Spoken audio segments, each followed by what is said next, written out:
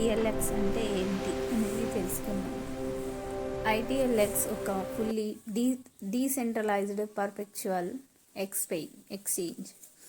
Meaning వచ్చేసి ఇది decentralised trading platform. Middle man, bank, broker, company అవసరం లేదు. మీరు డైరెక్ట్గా బ్లాక్ చైన్ ద్వారా ట్రేడ్ చేయవచ్చు. ఎగ్జాంపుల్, బినాన్స్ సెంట్రలైజ్డ్ ఎక్స్చేంజ్ అయితే ITLX decentralised exchange. Perpetual exchange అంటే ఏంటి?